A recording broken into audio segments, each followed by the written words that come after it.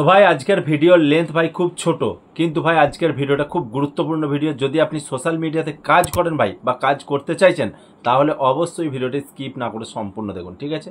যত দিন যাচ্ছে ভাই ইউটিউব ততটাই কিন্তু শক্ত হয়ে যাচ্ছে, ঠিক আছে? আমি কি বোঝাতে চাইছি, যত দিন যাচ্ছে ইউটিউব ততটাই শক্ত হয়ে যাচ্ছে। ইউটিউবের যে ছোট ছোট যে রুলসগুলো নিয়ে আসছে ভাই, প্রতিটা রুলস যদি আপনি ফলো করতে না পারেন, তাহলে ভাই আপনার মেহনতটা শুধু শুধু বেকার করা হবে।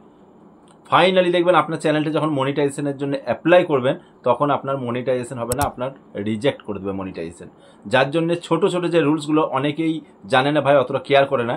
কিন্তু যারা সোশ্যাল মিডিয়াতে কাজ করছেন, যারা ভিডিও এডিটিং শিখে গেছেন, ভিডিও আপলোড করতে শিখে গেছেন, তাদেরকেও বলবো ভাই, যেসব টেক ক্যাটাগরি চ্যানেলগুলো রয়েছে, আমিও আপডেটগুলো দিই, কিন্তু স্পেশালি টেক ক্যাটাগরি কিছু চ্যানেল আছে, সেই চ্যানেলগুলোকে ফলো রাখবেন। আর আমি তো আপডেট দেবই দেবো।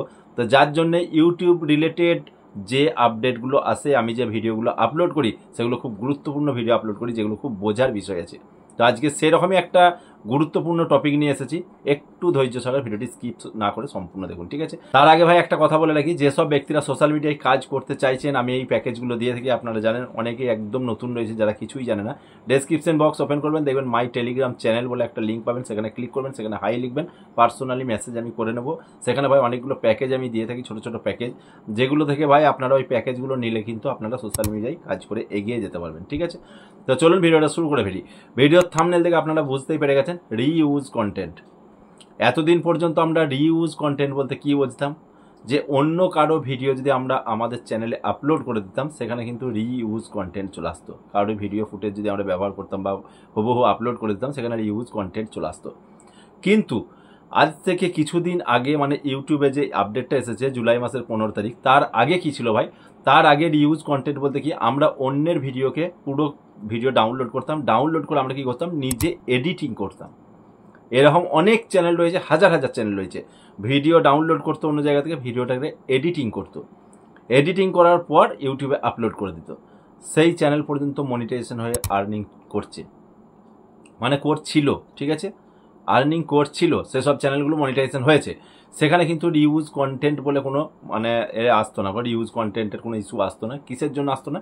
কারণ ইউটিউবের বক্তব্য ছিল এটাই, যে যে ক্রিয়েটার একটা ভিডিও তো ডাউনলোড করেছে, ঠিক আছে, কিন্তু নিজের কিছুটা ক্রিয়েটিভিটি অ্যাড আছে, কিছুটা মেহনত করেছে ভিডিওর মধ্যে, এডিটিং করেছে, তার মধ্যে অনেক কিছু ইফেক্ট অ্যাড করেছে, অনেক কিছু জিনিসকে অ্যাড করার পর তারপরে আপলোড করেছে, মানে অরিজিনাল থেকে পুরোটা চেঞ্জ করে দিয়েছে। যার জন্য ভাই সেটা কোনো রকম কপিরাইট না, কোনো কপিরাইট ক্লেম আসতো না, আর ইউজ কন্টেন্টের মধ্যে পড়তো। কিন্তু এখন যে আপডেটটা এসেছে 15 জুলাই 2025, তারপর থেকে যে আপডেটটা নিয়ে এসেছে ভাই, সেখান থেকে একদম ক্লিয়ার করে দিয়েছে ইউটিউব, আপনি অন্য কারোর ফুটেজকে ব্যবহার করতে পারবেন না, রিউজ কন্টেন্ট চলে আসবে। সেখানে কি বলতে চাইছি ইউটিউব, যে সেখানে হিউম্যান টাচ থাকতে হবে।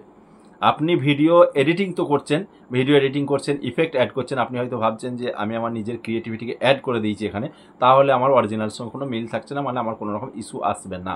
কিন্তু ইস্যু আসবে আপনার, কারণ ইউটিউব বলতে চাইছে যে এখানে হিউম্যান টাচ থাকতে হবে, আপনার কোনো একটা ক্রিয়েটিভিটি থাকতে হবে, নিজের ফেস ক্যাম ভিডিও কীরকম ব্যবহার করতে পারবেন। আমরা কি তাহলে কোনো কারোর ফুটেজ ব্যবহার করতে পারবো না? অবশ্যই পারবো। না হলে যেসব বড় বড় ক্রিয়েটারগুলো রয়েছে, যেমন ধরুন ধ্রুব রাঠি তো ভাই একটা কথা বলে, তার মাঝখানে কিন্তু অন্য ফুটেজ চলে আসছে, ঠিক আছে? যতক্ষণ তার ফেস ক্যাম ভিডিওটা থাকে, যে কথাটাই বলে না কোনো, যে টপিকটাকে নিয়ে কথা বলছে, কত ভিডিও ফুটেজ আছে আমরা সবাই জানি ভাই, ভিডিও দেখেছি, একটার পর একটা ভিডিও ফুটেজ দেখে, যার জন্য আমরা ভিডিও কিন্তু খুব মনোযোগ সহকারে দেখতে থাকি।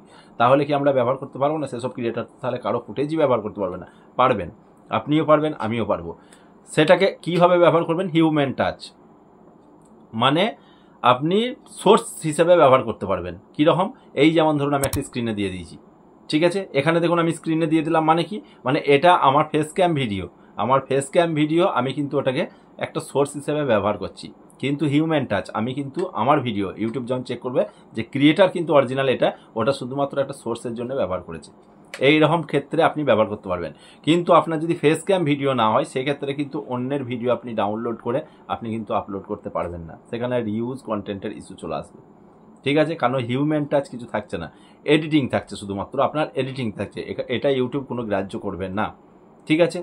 এবার তাহলে দেখুন, আপনারা অনেকেই কমেন্ট করবেন যে দাদা তাহলে যেসব চ্যানেলগুলো আমরা ওপেন করেছি, যেগুলো আমরা অন্য জায়গা থেকে ভিডিওগুলো নিচ্ছি, সেগুলো এডিটিং করছি, সেই ভিডিওগুলো আলাদা, কোনো ক্রিয়েটারের ভিডিও আলাদা।